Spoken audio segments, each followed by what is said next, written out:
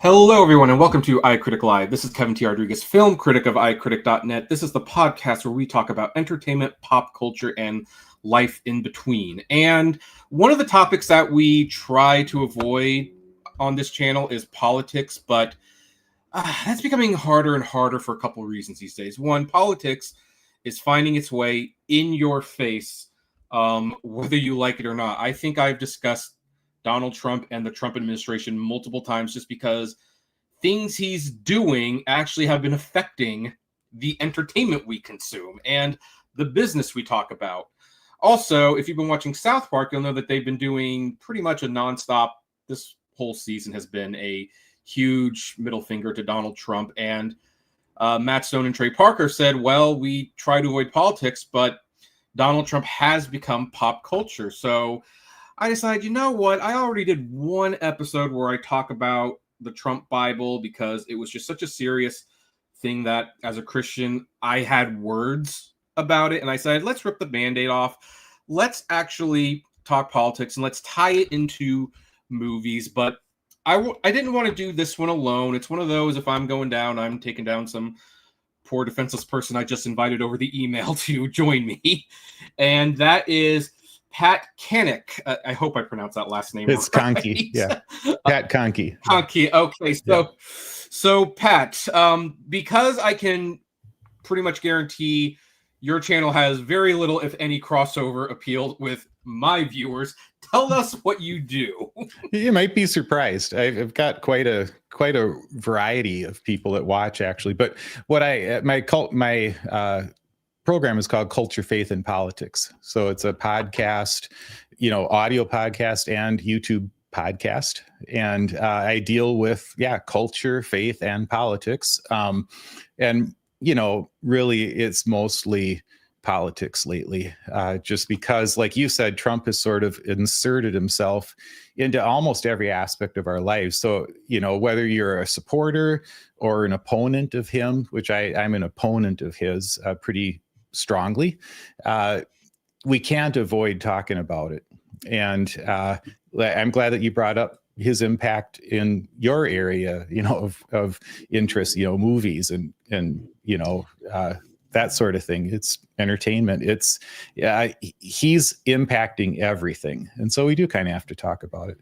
A quick background on me is just that I was an evangelical pastor for 20 years. I was a conservative Republican before I retired in 2016. I just happened to retire in 2016. And that's when I started paying attention to politics again and saw what was going on with Donald Trump. And I was kind of never Trump from the jump.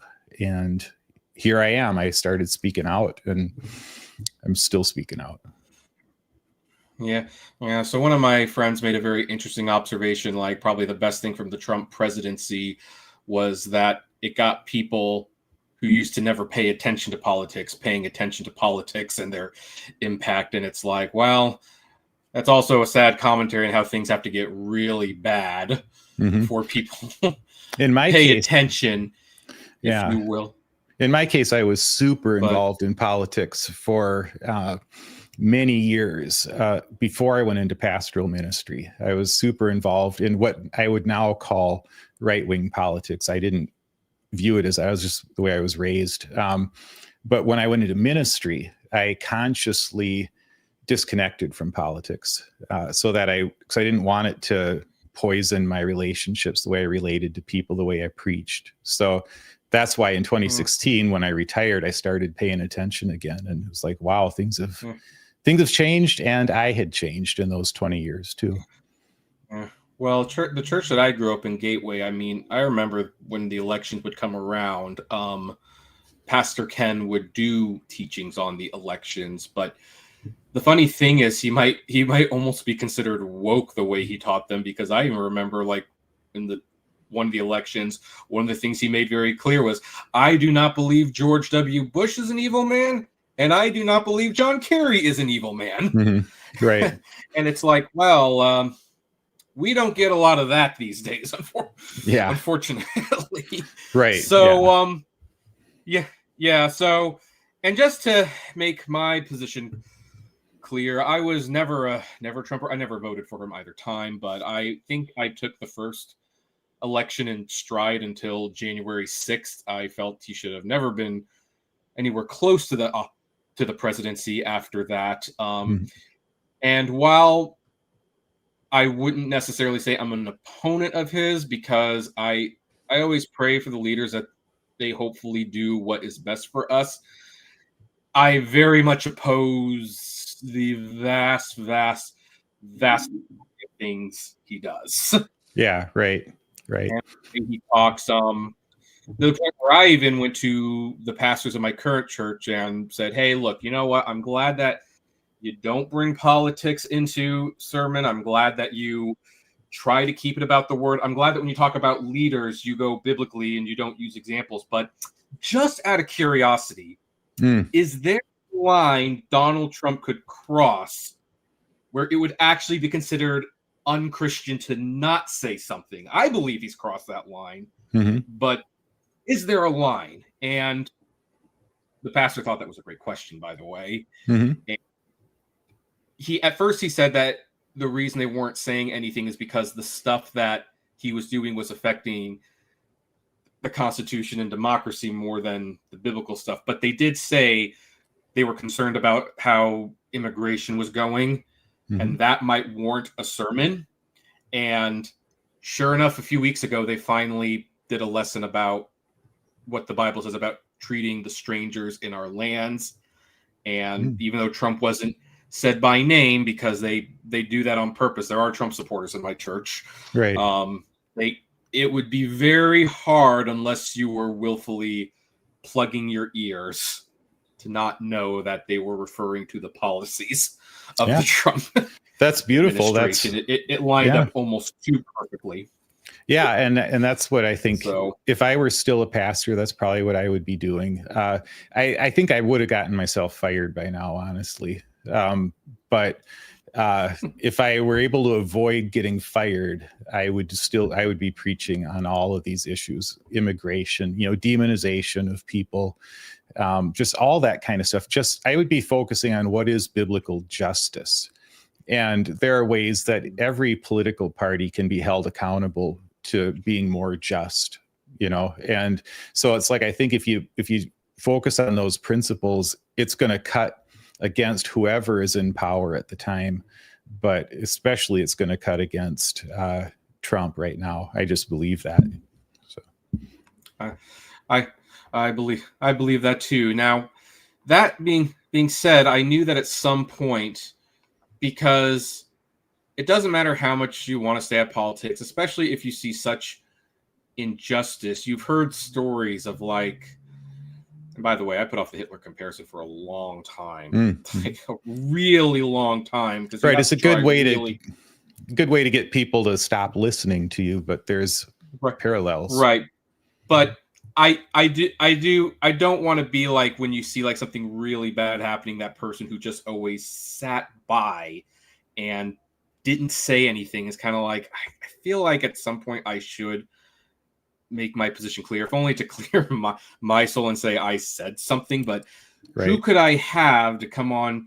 Because the people who talk about,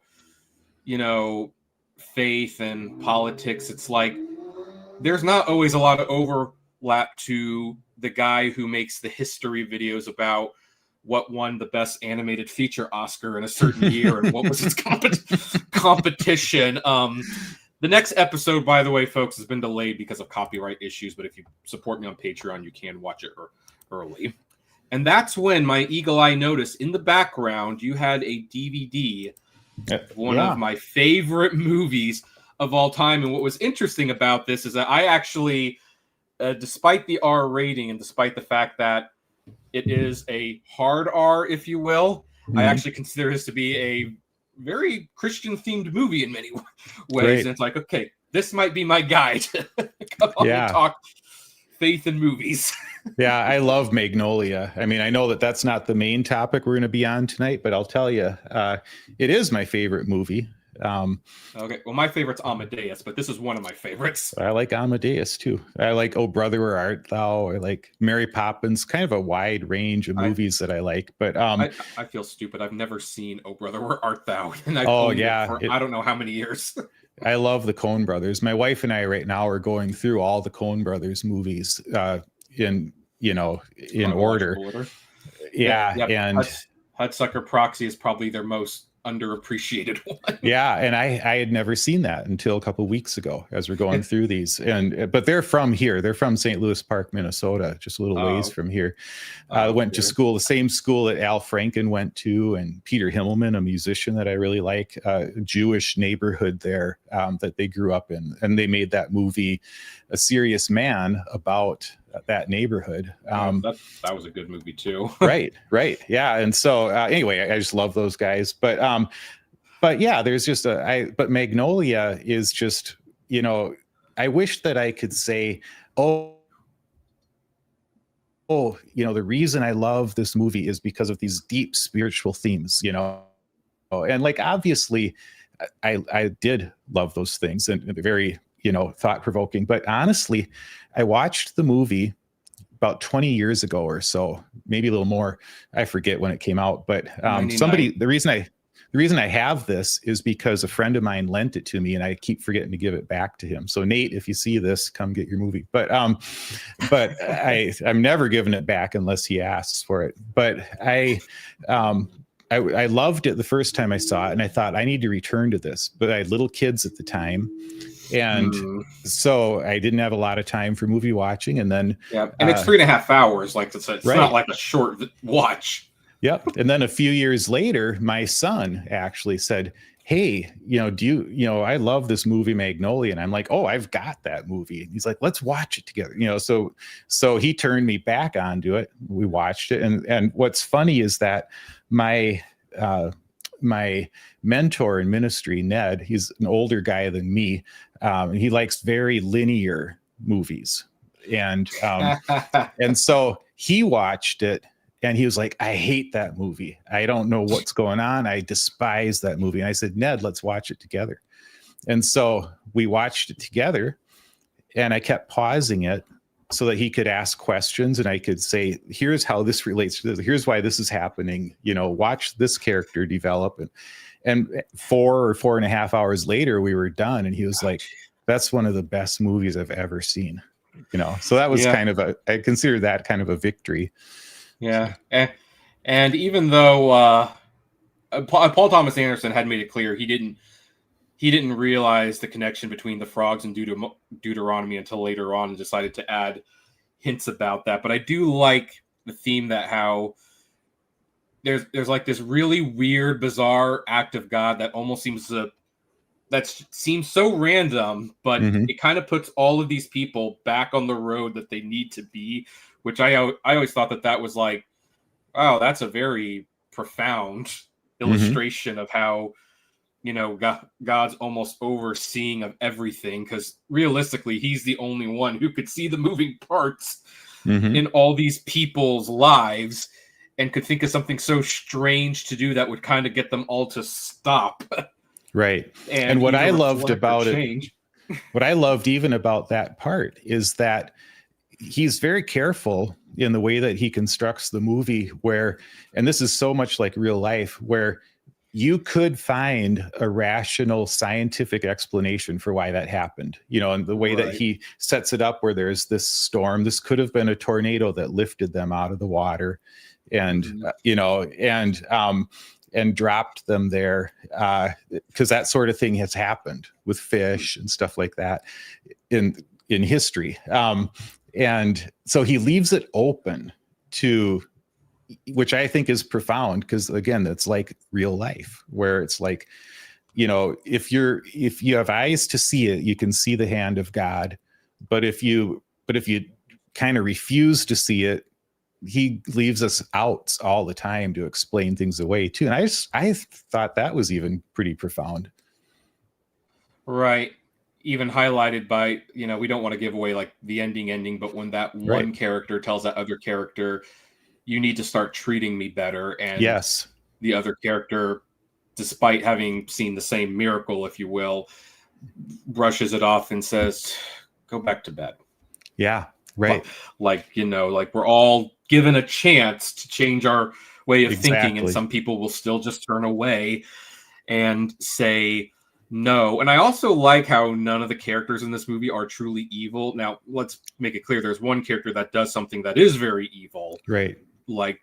And he just, well, ironically, he not only gets his dues, but God also has mercy on him in a way with this crazy event, if you will. But it's, it's always hard when you have movie, especially in today's age where people are, we are a little super sensitive. Let's be honest, where it's like, we don't want to admit that people who do evil things might not necessarily be evil at their core. Right. Yeah. These are damaged people.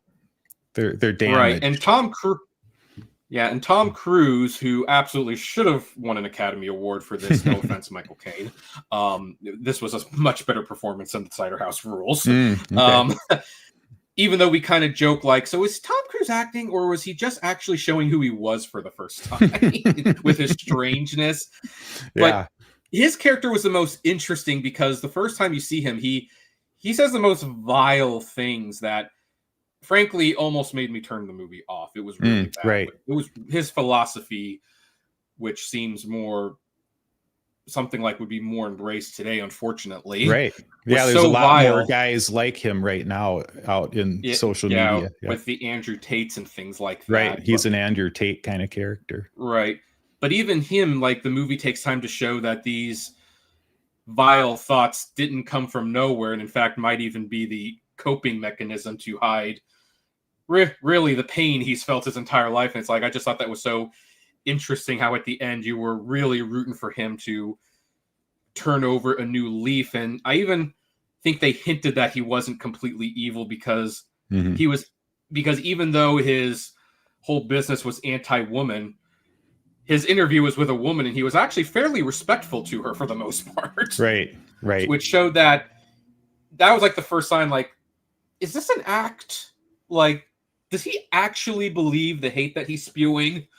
Right. So, yeah. And by the way, so folks, I know this movie's like 1999. Paul Thomas Anderson's directed One Battle After Another this year, which is one of the best films of the year. But this was definitely, in my opinion, what made him a star director.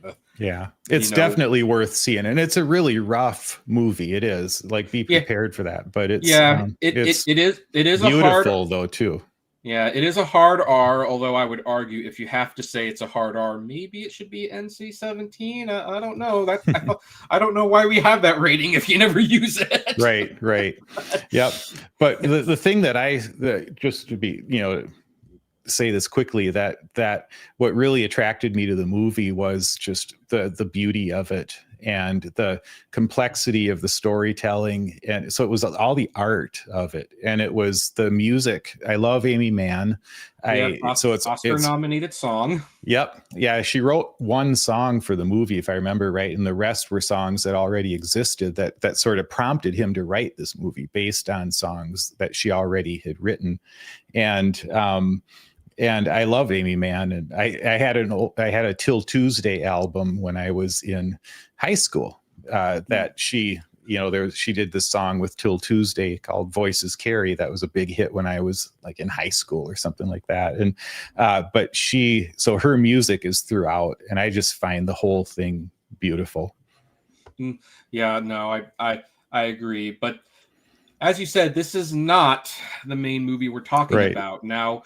One of my favorite genres of documentary, if you will, has always been documentaries, because sometimes real life is stranger than fiction. And I think thanks to things like Netflix, which found a way to make it like bingeable, people are more into documentaries now more than they ever have been. But I remember when, keep in mind, documentaries were around since the 50s, but like I remember like in the 90s and 2000s, there seemed to be like almost a resurgence of documentaries, a specific genre that I kind of nicknamed the activist documentary or the propaganda documentary. And these were documentaries that were trying to make a point about something, whether it be about a leader or a movement. Sometimes the intentions were noble, sometimes they were nefarious. I remember in 2000, I think was it 2001 or 2004? I forgot what year the second Bush election was. It was probably 2004. That was like the year where like two of the biggest documentaries came out, Fahrenheit 9/11 and Super Size Me. Both movies made a lot of money at the box office. Both entertaining to various degrees. Both had very big points. One was, this president is dangerous and he needs to be removed from office come the election time, although Bush almost seems like a teddy bear in comparison to what we have now. Right. And one was about really think about what you eat, what you put in your body. And by the way, Super Size Me was one of the few movies I remember seeing in theaters over all horror movies and everything, where midway through the movie, I just was acutely aware that people had stopped eating their popcorn. Oh, like, people I've never seen that actually. Yeah. I should watch that sometime. Yeah. I had never seen that before either. But here was another thing about these things, is that people believed in the messages, that they were so important. They kind of made these activist documentaries like must-see events. Fahrenheit 9/11 was the #1 movie that weekend and made over $200 million. Super Size Me made 60 or 70. I remember when Bully came out several years later, it made like $35 million. And keep in mind, people, documentaries are usually lucky if they make 50 cents. Yeah, right.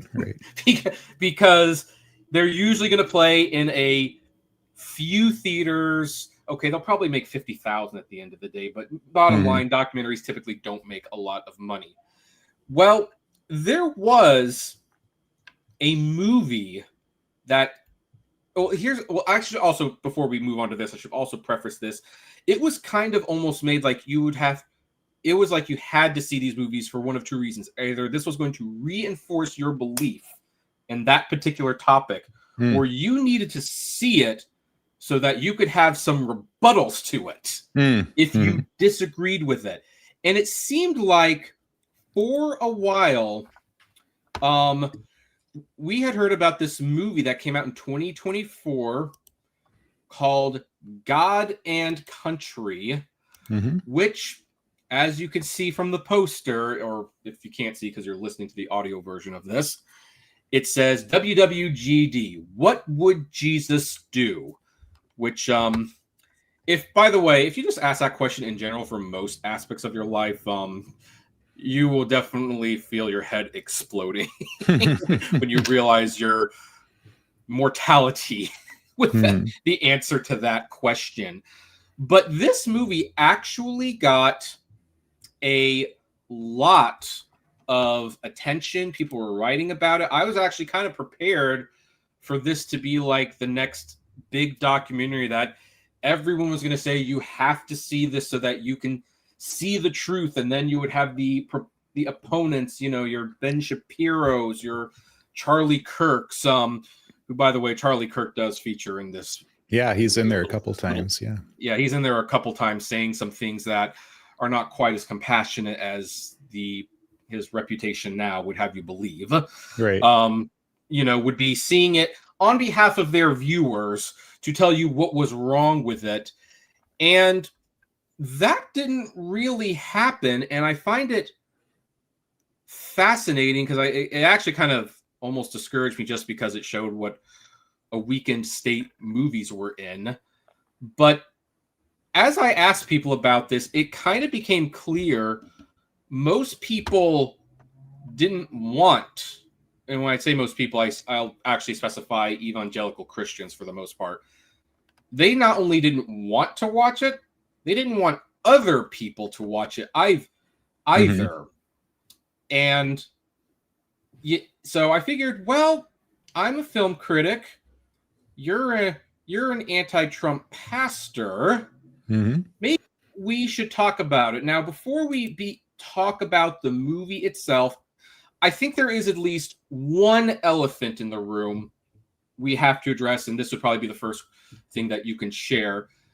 This movie was produced by Rob Reiner. Mhm. Now, Rob Reiner, talented director. He's made some of the best movies of all time. Stand By Me, All Good Men. He also made one of the worst movies of all time, which was North. But Well, this is Spinal Tap. Yes, he made this a Spinal Tap. That's one of my top 10 movies. Yeah, that's a great movie. So he produced this. Now, and when I say he produced this, basically he saw the movie and decided to put his weight behind it to get it out there to people. Now, normally this would not be worthy of bringing up, but there is at least one thing that kind of like, as I could say, could sour the mood. He is an atheist, and he rejects organized religion. Now, again, if you don't want to believe anything, that's perfectly fine. But I was actually surprised that this was the reason, or the excuse, I should say, because I think it was more of an excuse, where a lot of Christians said, you can't even watch this movie because it can't be trusted. It's being released by someone who is not even a Christian.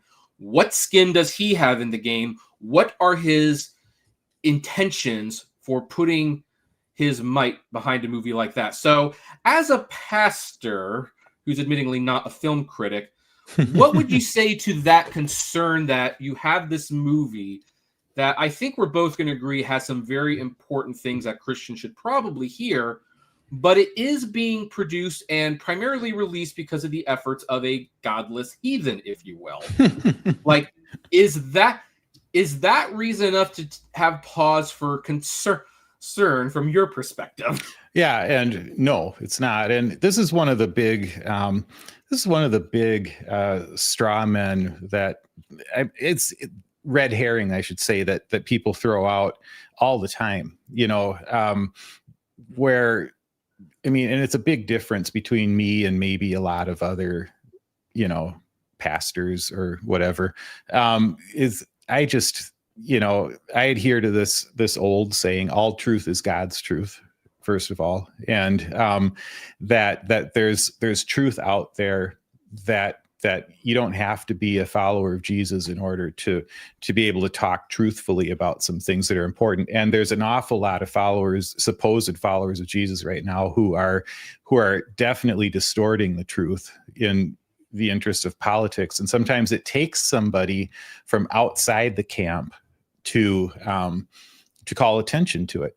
Now, I'm trying to be somebody from inside the camp who's calling attention to these things. And what's funny is the very same people who will tell you, you shouldn't listen to this because Rob Reiner is an atheist, will also say, you shouldn't listen to Pat Kahnke because he is not a real Christian, as evidenced by the fact that he opposes Donald Trump.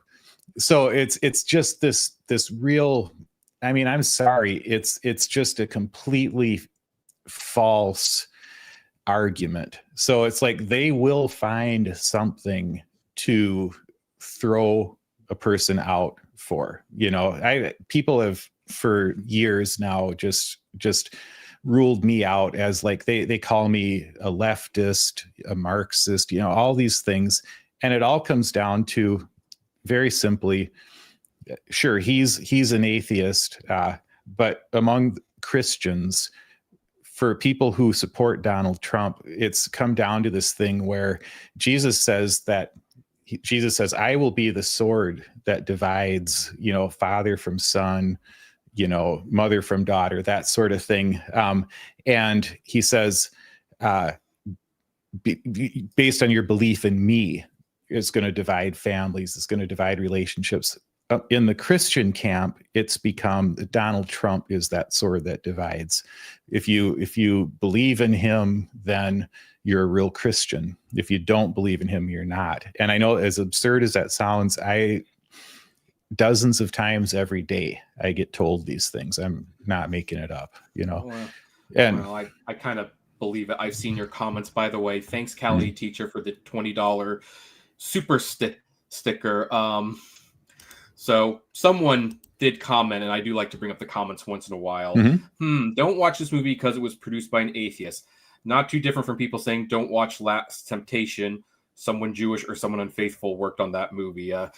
Yeah, Last Temptation of Christ actually does also have some biblical truths in it, even though it's not Christian produced. Yeah, and I want to address this because I think it's really important that I watched this movie and I was impressed. Now which one, God and Country or Last God and Temptation? Country, God and Country. All right. Because and what I would ask your audience, whether you like Donald Trump or you don't like Donald Trump, I'm not here to tick anybody off, but yeah, I do have some viewers that like Donald Trump and made that clear, and we're not here to shame you, for the record. Yeah, right, exactly.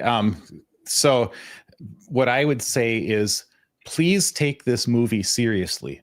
Please watch the movie. Please take it seriously, because yes, you could say that, maybe Rob Reiner and Dan Partland, the director, you could accuse them of nut picking. How people will do that online, where you find somebody who's crazy and you put them out there to represent, your opponent or whatever. They call it nut picking. That is not what these guys are doing. These guys actually, they put people that I respect in there as commentators, people who are serious Christians, people who are, many of them came from the conservative movement in the same way that I did. And then I left it because of Donald Trump, same way they did. David French, Russell Moore, people like that. Very serious scholars, many of whom I've interacted with myself. And so I know that they're real people who really believe these things, and they're sincere Christians. So what this movie is not doing is trashing on Christianity. It's Christians who are talking about this, even though it might be an atheist that produced it. Yeah, and like I said, Rob Reiner was a producer in the sense that he saw and he used his weight to get it released, but other than that, he did not actually contribute to the making of the movie. And by the way, since we have a lot of animation people who watch my channel, Phil Fisher is in this movie, and his inclusion was actually VeggieTales. He created VeggieTales. His inclusion was actually like the line in my review, which I unfortunately can't find at the moment, that got people laughing, where I wrote, like, the world is not in a great place when the creator of VeggieTales has some concerns. Yeah. Yeah. And Phil Vischer and Sky Jethani, who's also in the movie, are they have an incredibly good podcast. Why am I drawing a blank on it now? Oh my gosh.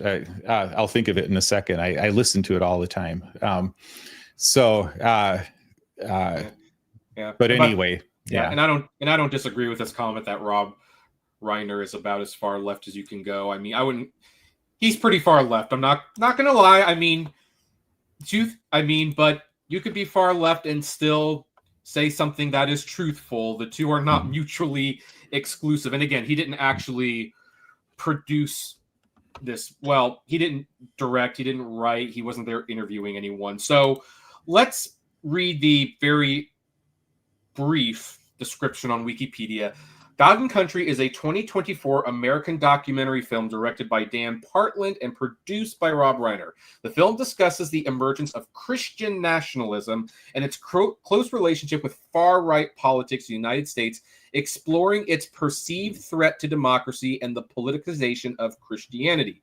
The documentary is based on Catherine Stewart's book, The Power Worshippers, which came out in 2020.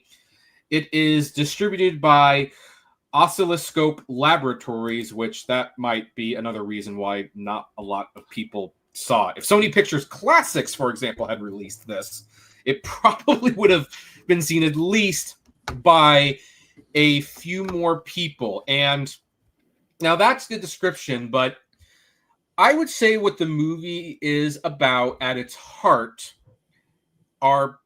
is about people who love Christ, who love people, and who are deeply concerned and troubled by seeing the people they love taking the thing that should mean the most to them and should be the biggest inspiration for good and using it as a weapon for things that they consider to be not good. And by the way, I will say that one of the ways that these things are most effective is that usually their actions start with like a very basic question. Well, don't you believe in this? Don't you believe in this? And of course, when you get to like the bare basics of things, like, yes, I agree with that, but then you always have to add the but. Right. I don't want to take it down this road. Either. And plus, as Penn Jillette once said, politicians throw around such nonsense terms like pro-life and stuff. Everybody is pro-life. Mm-hmm. It's whether you're for or against abortion. Right. That is the issue. So I made some notes. I don't know if you did. I'm not going to show the notes. But the movie actually opens, I think, very profoundly, where one of the pastors, and by the way, I'm very bad at names, so, if you remember the names. Yeah, William Barber with the Martin Luther King quote. Yeah. Yes. And where he's thinking, where Martin Luther King is like going past the churches and he's kind of wondering, what kind of Christians worship in those buildings and what do they fight for? Mm-hmm. Why don't we start with that quote? Because I'm going to be honest, I find myself thinking the same thing sometimes when I pass by buildings. I just kind of wonder, what are they teaching their people? And what's really scary is that when I was younger, this would have never been a question. Right. Brief little freeze there, but that would have never been a question in my mind when I was like a kid or even a teen. It's like, well, right. Christians teach, Jesus and being kind to one another and helping one another, and maybe some of the more extreme ones talk about how you'll burn in hell if you watch Terminator or sex scene. I don't know, but it wasn't much of a question. Where now I actually do find myself wondering what gets spoken in these buildings sometime. I don't know. As an ex-pastor, what did you think of that opening? Well, I thought it was incredible. William Barber is, the head of, I think it's the Poor People's Campaign, just a very, very highly respected African-American pastor. And the quote was, it started with, when I look at all the injustices in the world and I drive past churches and I see these high steeples, this is his quote in Martin Luther King, like you said, with their big steeples, I wonder what kind of people worship there. What do they care about? Are they at work in the world for those things that look like love and look like justice and look like truth?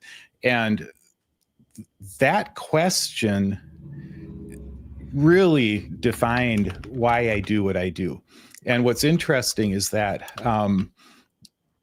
you just said the same thing I would have said a few years ago, which is basically, I never thought about that question before. I never looked at the people that I was involved with in churches and thought, well, what's really going on? What do they really believe? And are they working for justice and stuff? But Martin Luther King asked that question way back then. That was a very real, pertinent question for Black people in America back then. And it's like, what I'm learning is just how much of that injustice, how much of the justice dynamic is from the Bible was missing even in my own preaching. Because now I did become aware of a lot of this because the church that I planted was in the inner city of St. Paul.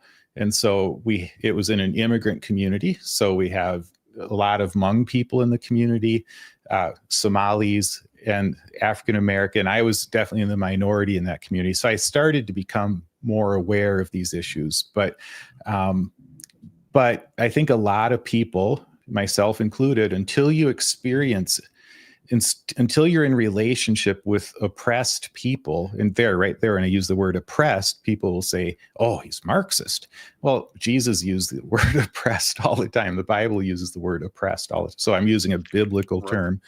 Until you're in relationship with these people, you don't realize not just the injustice that Christians are perpetrating, oftentimes to try to hold on to power, but just for people who are very well intentioned that just aren't even aware of justice issues. And I would say that was me before I spent 20 years ministering in the city. Yeah, well, that's very good. Now, the next point that note that I made was that, and I think you have touched upon this I know you've touched upon this many times on your videos, is that it was primarily evangelical Christians that made Donald Trump the president. He would not have won without it. And a lot of people claim to be Christian nationalists now, but what this movie is pointing out, as well as several pastors in this movie is pointing out, that Christian nationalism is more about an emotional connection to what people feel the nation should be. It's not really connected to the love of Jesus, if you will. And I assume you agree with that. There were several definitions of Christian nationalism just in this movie. And that's a very real piece of all this, that it's hard to get a common language around what is Christian nationalism. Is one of those things where you can say, well, I kind of know it when I see it. But the fact that we don't have an agreed upon terminology about it is what makes it possible for somebody like Marjorie Taylor Greene, for instance, to say, I'm a Christian nationalist. I'm a Christian and I love my nation. It's like, well, that's not what Christian nationalism is. But she said that in this very movie, in fact. Right. And so Russell Moore in this movie towards the end gave a couple of good descriptions. He said Christian nationalism uses Christianity for an end, and that end is authoritarianism. And this is true. Christian nationalism is a political movement more than it's a religious movement. That's another thing that's true. And he says nationalism in this movie, he said nationalism is usually idolatrous and self-exalting. There's a difference between nationalism and patriotism. Nationalism is usually idolatrous and self-exalting. Patriotism is gratitude for being in a country as magnificent as this one. And so there's all these distinctions, but what it comes down to is Christian nationalism is a false gospel. It's a heretical belief system that says that we are to bring in God's kingdom through force, whether that force is political force or military force or whatever. And where Jesus just again and again says, my kingdom is not of this world, but wherever we are, wherever Christians are, we're to be demonstrating God's kingdom through our compassion and our care and our love. And so the power of the Holy Spirit. So it's just, it could not be more different. Christian nationalism, the gospel of that, the false gospel, to the way of Jesus. So that's how I see it. And also, I think Christian nationalism is kind of an oxymoron term, because it's like, I don't recall. Granted, I'm probably not as skilled in the Bible as you are, but I try to read it every day if I can. But I don't remember Jesus talking about America. I don't think he even talks about a particular. He doesn't even talk about nations that much. He doesn't talk about, political power. They try to actually trip him up with the whole taxes question, because everyone hates taxes. This is the greatest chance to trip him up. Jesus basically does the famous, render unto Caesar what is Caesar's, basically saying, that's not really my concern. If you know what I mean. So Christian nationalism, you're right, is a movement, kind of like how I see the prosperity gospel as a movement and the charismatic movement as a movement. If I could, I want to make sure and make this point, that if you want to see Christian nationalism right now, what it is. I mean, there's soft Christian nationalism, which I think like a lot of Americans just it's almost our birthright as Christians in America, that we have sort of this soft Christian nationalism. That's not what I'm talking about. Yeah, and we're also not saying don't be proud to live in America. Right. Like, and I'm proud to live in America. Right, exactly. But if you want to see the ugly face of Christian nationalism, look at Pete Hegseth. Pete Hegseth is an avowed Christian nationalist. He would call himself that.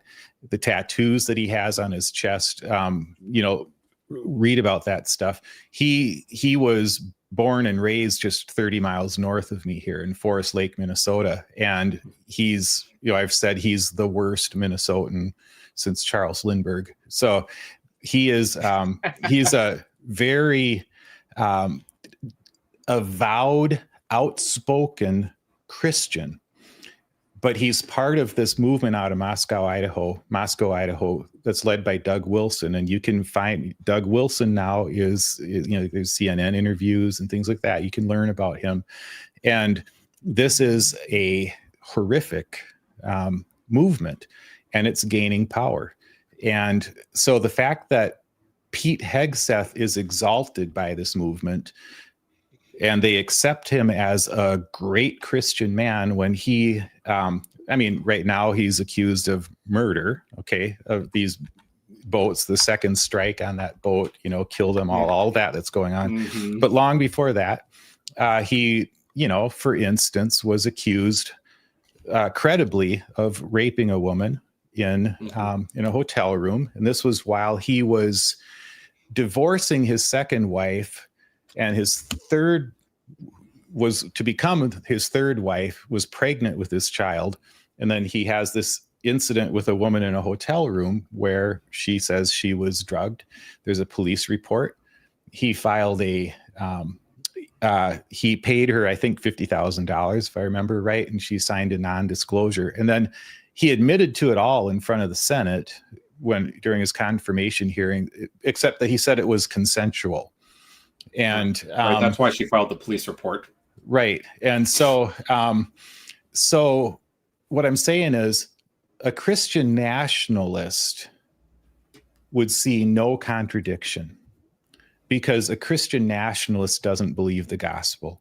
A Christian nationalist is not about the teachings of Jesus, trying to live in the way of Jesus. A Christian nationalist is about protecting what they would call Western civilization, about protecting our culture and being a warrior for that. And so Christian is a tribal signifier to a Christian nationalist. It's not a faith commitment. So they can look at somebody like Pete Hegseth and say, "You go, girl." Yeah. So well, in this movie, there are many scenes of pastors promoting the image of a gun-toting Jesus, right, like who's strong and a warrior. And there was even like one guy who he doesn't even look like a pastor. He's got like regular shirt and like a ball baseball cap and things like that. And he's basically saying Jesus was not this prissy little girl figure that they have in the painting. Jesus was a warrior. Jesus was I guess he looked like this in this guy's eyes. Right. And the funny thing is, isn't every Christmas with the songs and stuff, we acknowledge we thought God was going to send a warrior, instead he sent like a child and a regular. Right. What happened to those teachings? Right. Yeah. That was what was going on all the time that I was going to church. Yeah. And this goes back a long time, but I even remember not so long ago, I guess several years ago, Mark Driscoll, who was, the pastor of Mars Hill Church. This was before Trump became president, where Mark Driscoll, I listened to a sermon that he preached where he was saying, we don't worship a feminized Jesus with product in his hair. We need a muscle bound Jesus and all. And I just thought, I think that's your problem, Mark. I don't think you're speaking for the rest of us. Right. In fact, there's so many passages to kind of suggest that. I mean, maybe Jesus had some muscles because he was a carpenter, but right. he never used those muscles. He didn't get into fights. Right. He laid hands on people. He showed compassion, which Charlie Kirk famously said he didn't like compassion because it made people weak. It's like, well, then what does that make the Jesus you proclaim Right. to serve? Right. If Yeah. if compassion is weak. Right. So again, and by the way, the reason I'm using the South Park Jesus picture is because the idea of a gun-toting Jesus is about as ridiculous Right. as you can imagine. But this is basically what they want, right. From their Jesus. And it's insane what they want, Yeah, and I know what some people are going to like look at this when they look at.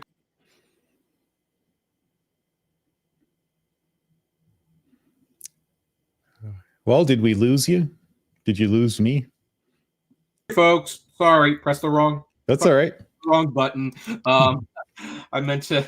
That's the problem when you have a mouse that has like a back button on the side, and you go to click it, and then, but yeah, some people might look at this movie and say, well, a lot of those, those radical statements, like with the Greg Locks and stuff, it's like they're just one part of the larger message. So what's the context? And it's like, you know what? Here's the thing. As someone who totally believes in context, I want to state that some of these statements are so radical, it's kind of like, I almost don't want to know the context because I'm sure this might actually make it worse.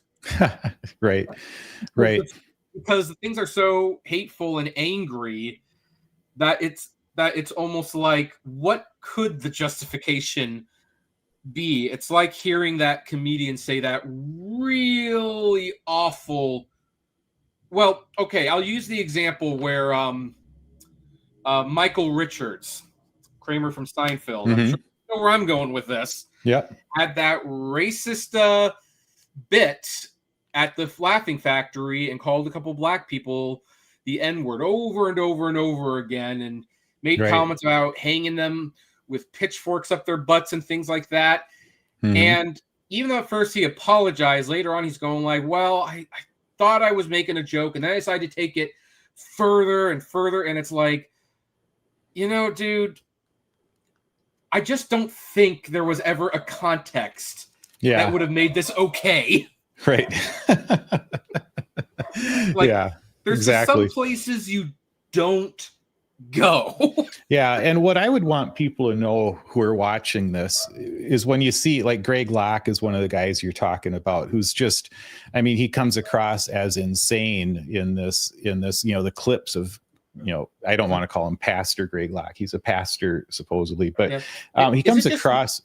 Is it just me, or does it sound like he's barking whenever he's speaking? Yeah, and it's not just you. And the thing is, it would be tempting, like I said earlier, to say, well, they're just picking some crazy people. And yes, they're picking some of the more public, extreme people who are espousing this sort of thing.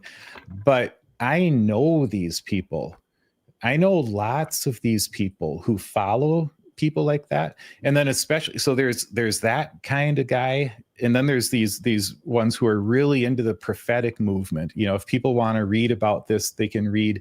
There's a couple of great books that you can read about these things. One is The Kingdom, the Power, and the Glory by why am I drawing a blank? My brain isn't functioning tonight. By the way, the podcast that Phil Vischer has that I wanted to bring up earlier is the Holy Post podcast. Yes, I always think of things when I stop trying to think of them. But anyway, the Kingdom, and the co-host talked extensively in this movie. Yeah, Sky Jethani, and Phil Vischer. But The Kingdom, the Power, and the Glory is a fantastic book if people want to be introduced to some of this stuff. And the other one that's very powerful, very well done, is it's called The Violent Take It by Force, and that's about the New Apostolic Reformation, which is this very authoritarian, charismatic, but beyond charismatic. It's this prophetic thing that is just off the rails, where these people, and there were several of them that showed up in this movie that claim to speak with the authority of God, and the Holy Spirit says this, and they were the ones that were very active January 6th. Praying for that whole thing, doing a Jericho march and all that kind of stuff. And so that's a great movie. A great book, The Violent Take It by Force, if people want to study some of these things. And I'm just telling you, these aren't thousands of people.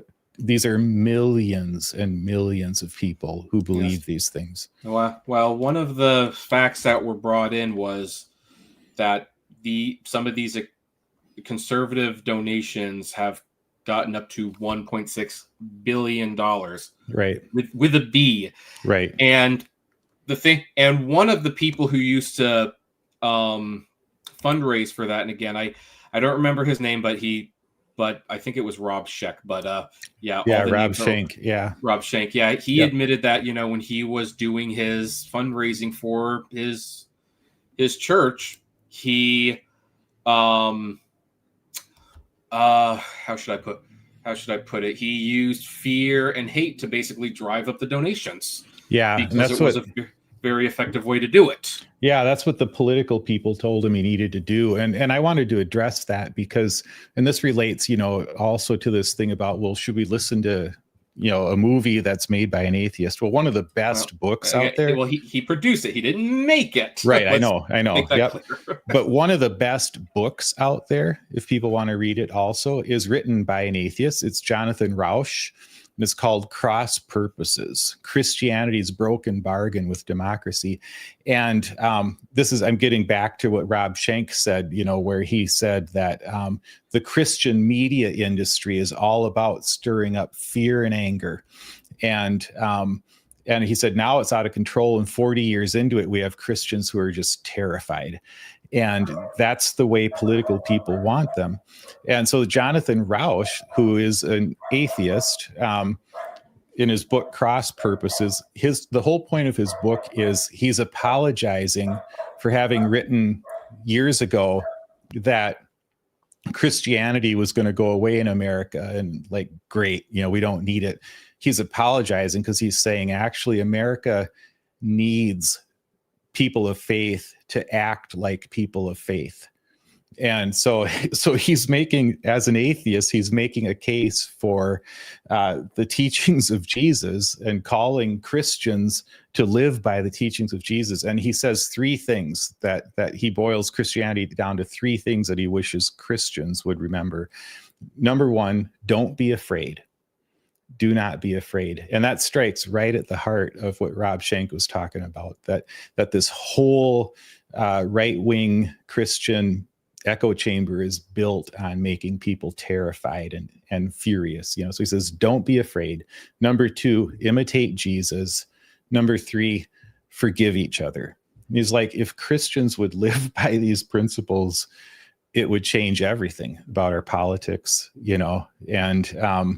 and then we would be able to fulfill the role that we've been fulfilling in this society. So I just think that's some pretty good work from an atheist, and I'm glad I'm reading it. I agree, and I would definitely like for Christians to be known for their goodness rather than their anger these days, and really their fear. My mother-in-law is always fearing about the end times and stuff like that because, she subscribes to that whole Left Behind gospel thing. Which, right. That's a whole nother topic. Yeah. But my whole thing is well, look, even if you subscribe to that, you're going to be okay if you really are saved. Why are you so afraid of this? And it's I don't know a lot of Christians these days who aren't angry. Right. And it makes me, definitely makes me concerned for them as much as everyone else. And of course, one of the things that makes me want to do episodes like this is because it's look, I'm seeing a lot of hurt being done by man, I'm seeing people treated terribly, and I want to do something to draw attention to that fact. And so, okay, yeah, maybe I'm talking about a documentary. It's a movie. It's what I know personally. But the reason this one just stood out some more was just because this has the wise Christians that I want to see more of in the world. And one pastor who ironically mentions that they used to use Donald Trump as the kind of Christian you don't want to be. But then years later, his fellow pastors were supporting, like, he's our guy. And he's like, what the heck happened? Right. Well, that's Russell Moore that said that. Yeah, I'm paraphrasing, of course. But but he's right. That was basically the thing, like, what the heck happened here? Now, go ahead. There's something I'm sorry, you were probably going to ask me something. No, go ahead.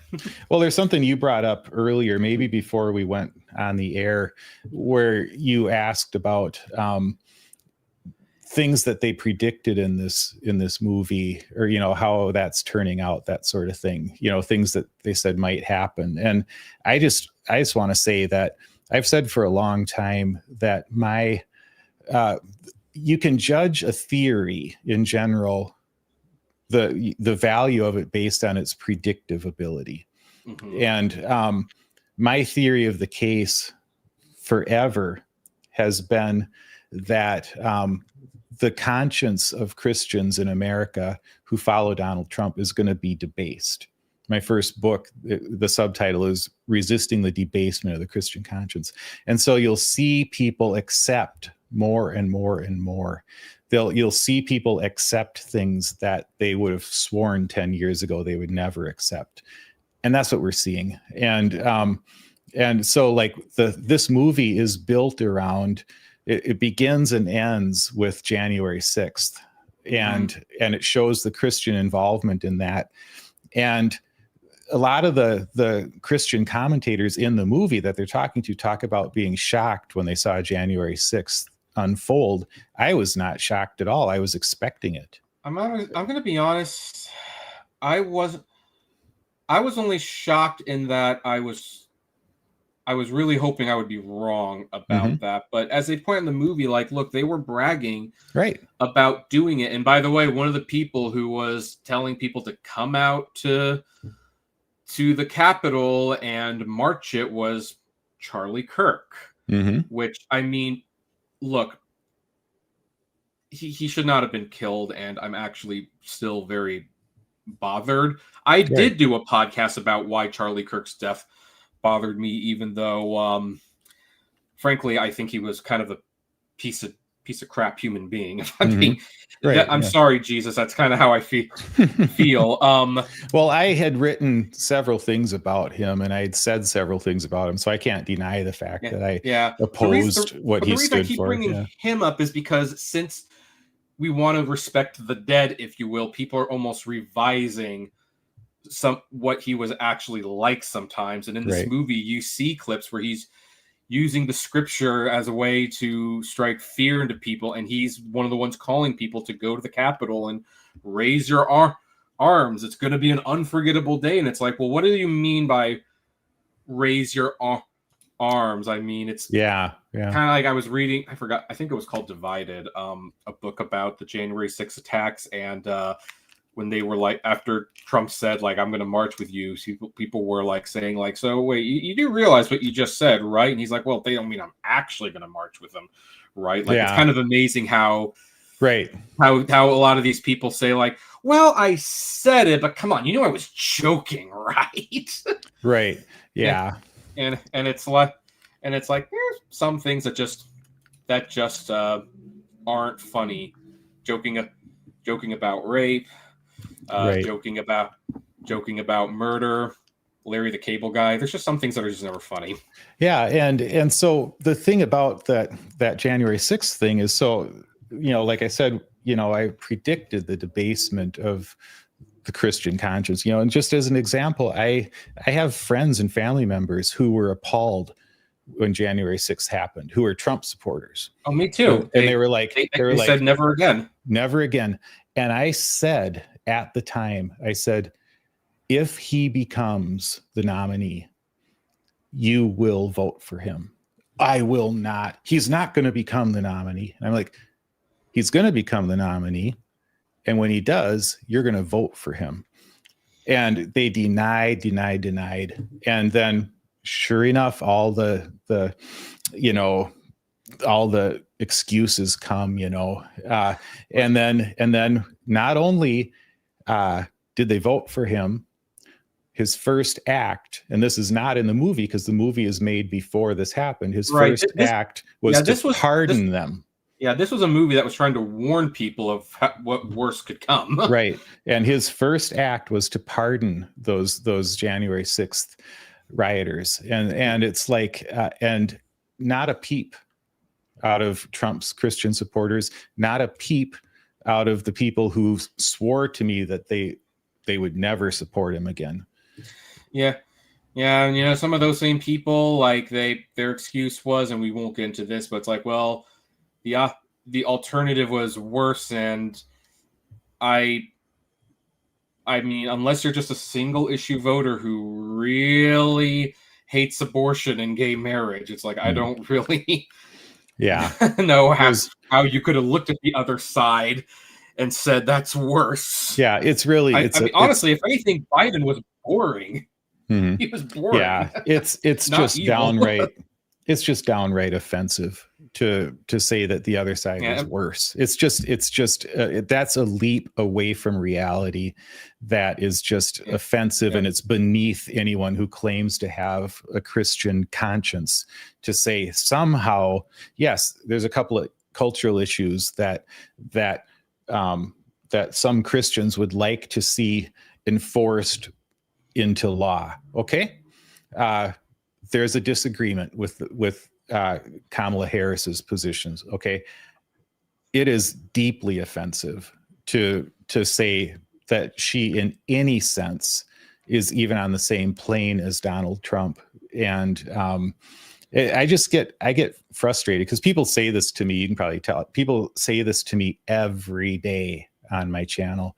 And what I keep saying, here's the thing I'll say again, is they use that as an excuse after the primaries. But during the primaries, evangelical Christians were the main supporters of Donald Trump during the primaries. Right. Against all these other Republicans. And so there's something going on with white evangelical Christians that you can't just sweep away with, well, Donald Trump is better than the Democrats. No, you chose Donald Trump over every Republican candidate in the primaries. There's something going on, and this movie's getting at some of it. Right. Not me. I voted for Nikki Haley. I did too in the primaries. For the record, I don't like Nikki Haley, but I walked down to my voting thing in the snow and I voted for her because, I'm not looking for perfect. No, so. You're never looking for perfect. Right. And by the way, one of the things this movie mentions is basically that, Christians vote more than non-Christians. So I would also like to say to the non-Christians who are listening to this and blaming the Christians, you know what? If you're listening to this and you don't vote, you have the power to get out there and offset this. Yeah, right. a little bit. That's really the only it seems strange to say this. That's really the only political statement I want to make in this. We're trying to keep this related to the Bible, related to movie. And the movie, the movie just gets at a lot of this stuff because I think a lot of people really have trouble understanding, like what's the attraction? How can Christians vote for Trump? And I think that this movie does a really good job of answering that question on a basic level for people. Right. It gets to what the basic fears are, what the basic concerns are. And by the way, if Democrats would listen to some of these concerns, maybe they would get some of these voters to. Right. I mean, they take some extreme positions on things where it's like, I've actually told, because I actually have friends who run for office, and I won't say which issue because I don't want to embarrass them, but I tell them, you really need to get off this issue because people don't want it. I don't care how nice it sounds. They don't want it. Right. And they don't want it enough that that Donald Trump actually doesn't look that bad just because he's against it. And that should speak volumes that maybe the world is not ready for this yet. Right. So and before people like say like, oh, but people weren't ready for the civil rights. Like, no, people were making progress by the time the civil rights came around. As I'm going to quote Penn Jillette again, you can't legislate compassion. Right.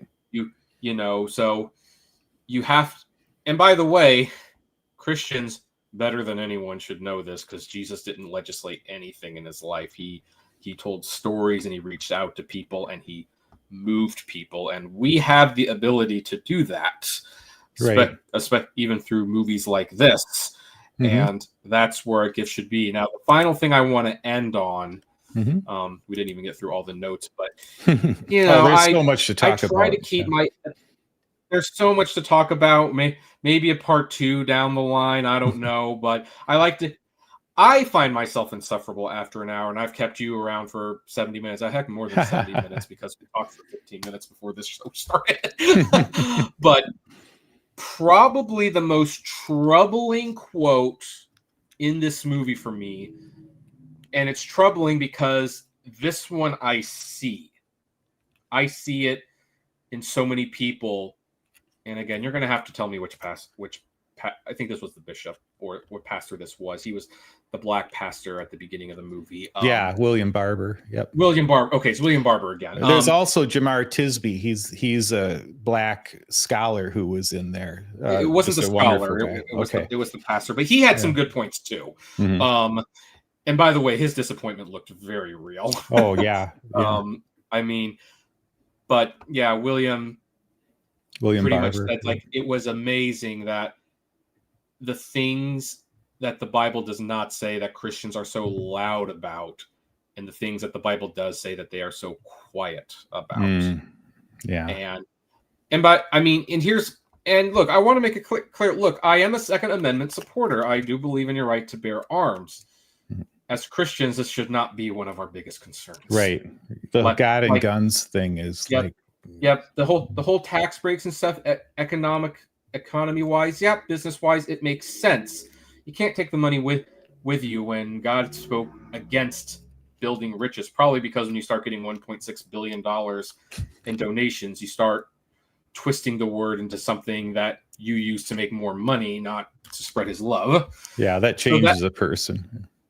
Yeah, so that quote sticks with me, and it still bothers me. I didn't think it would bother, because it's like I've seen this movie a couple times before, and it still bothers me when he says it, because you can hear the sadness in his voice. Like, you almost hear defeat in his voice. Like, what am I doing? It doesn't seem, if you're not getting this message. Right.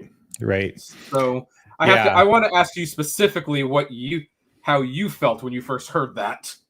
Yeah, I felt sadness, and I felt the same sadness when Jamar Tisby shared a similar thing where he talked about, Jamar Tisby said, I was not a Christian growing up, but I became a Christian. I think he said in high school, if I remember right, or college, I forget.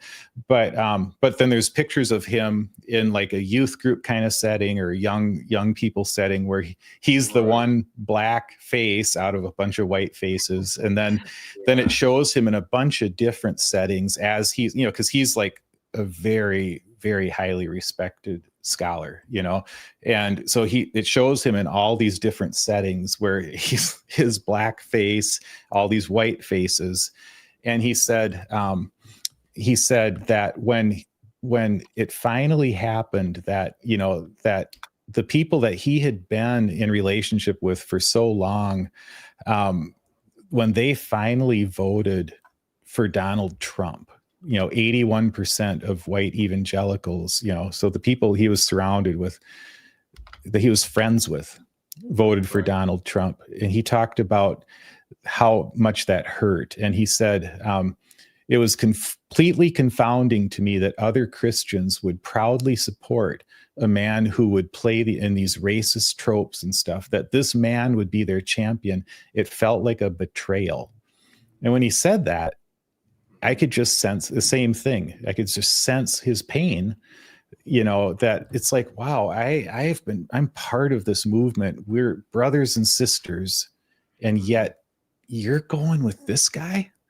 And there's just a blindness. And I know people get upset when, they'll say that we make it all about race. When I talk about, white evangelical Christians, 81% voted for Trump. But as I think it was Catherine Stewart said in this, I forget who it was that said it, you cannot ignore, might have been Kristen Kobus DeMays actually, but said you cannot ignore the word white in this, white Christian nationalism, white evangelical Trump supporters. You can't ignore it. And that, I think, is the most offensive thing for most of my friends and family who are Trump supporters to hear. Yeah.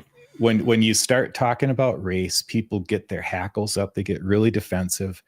And I'll just say this, so I don't forget to say it, that the one thing that's different between me, and we alluded to it at the beginning, the one thing that's different between me and my family and my friends, from growing up and everything, is this.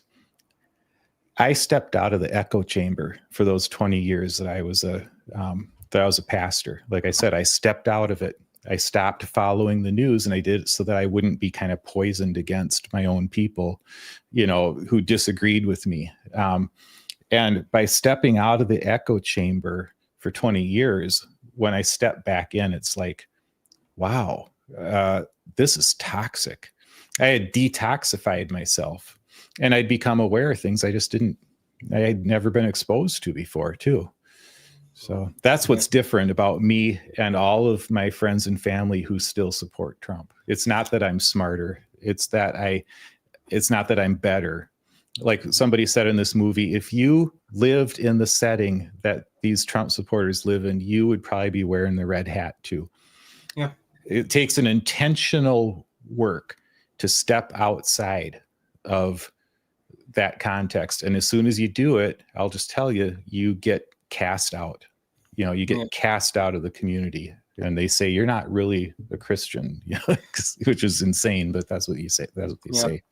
Well, as someone who lives in Southern California, even when I vote for conservative, because I technically am a registered Republican, I voted more blue than ever in the last presidential election, not the last special election. We were just voting on Prop 50. But when I do vote for some conservative things, it's like, yeah, I actually do agree with them on this. There's people who actually say, well, you're not like a kind human being. And I guess if there is one, aside from watch this movie and really think about it, I guess the other thing I'd say I'd want people to realize is like, just don't like paint someone as like not Christian or evil just because they don't do a certain thing you believe. Right. And because, Yep. And also, be careful as a Christian how much you debate. Like one of my friends who he used to be a big debater, and then he stopped because he kind of realized, and he said it in such a funny way. He was like, I kind of realized I'm probably not going to get to heaven and see someone say, so how did you get saved? And the guy's going to say, well, I lost a debate, and so now I'm stuck here. That's fantastic. Yeah. So that was like a great way of looking at it. So anyway, I do want to at least mention where you can watch this, and this certainly does not help people's case because it's not on Netflix. You can't stream it on any of the streaming services. You can rent it on Amazon or on Apple TV as of the moment of this recording. And by the way, you can rent it on Apple TV for $1. I think that's $1 very well spent. I got ripped off then because I bought it on Amazon Prime. So I bought it on Apple TV for $20. Like, what an idiot, right? Granted, I've watched it 3 times. So if you add up the rental cost, and I think at the time they were charging $10 to rent it. So it was like, I'll spend $5 more and own it because Digital is not ownership, folks. By the way, if anyone's offended by any of the things we said, that's another reason why I want to encourage you to watch the movie. And like, if you can find things where maybe you feel you're being misrepresented stuff, I'd love to hear the conversation. I think a lot of us does. Guinea Pig Dan says, thanks. It looks like an interesting doc. You're welcome. Can you be the guinea pig? Okay, that was a bad joke. Whatever. Thank you so much for watching Guinea Pig Dan. Appreciate it. So that, folks, is where we're going to end this discussion. And really, I mean, if I wasn't such a considerate host, we probably could have. I mean, I kind of wonder what it would be like for us to do like almost, do like one of those watch things where we watch the movie, we stop it at multiple points to talk about what being. One, I wonder how long that would take. It would take a long time. I would have so many thoughts. Yeah, because it's a low documentary, but we definitely highly recommend it. So, thank you for joining me, Pat. Once again, why don't you share people where they can find you? Yeah, I'm on Culture, Faith, and Politics on YouTube or on Substack or any of the audio podcast platforms. Culture, Faith, and Politics. That's what it is. Culture, Faith, and Politics. Yes, so you can subscribe there. And also, if this is your first time here, for the record, these conversations are rare, but who knows, if you leave comments and say you like Pat, maybe I'll find other movies we could tie into Christian topics and things like that. I've actually got one in mind, maybe in the future. But I love not talking about politics. So. Yeah, exactly. So, if you like what you hear overall, though, hey, why don't you make it official? We're on all the podcasting platforms of choice: Spotify, Apple, Deezer. Not Google Podcasts anymore because they ended that, killed by Google, of course. If you're listening to this podcast where comments are available, please leave a comment. And as always, flame responsibly and have a good one and love one another. Take care.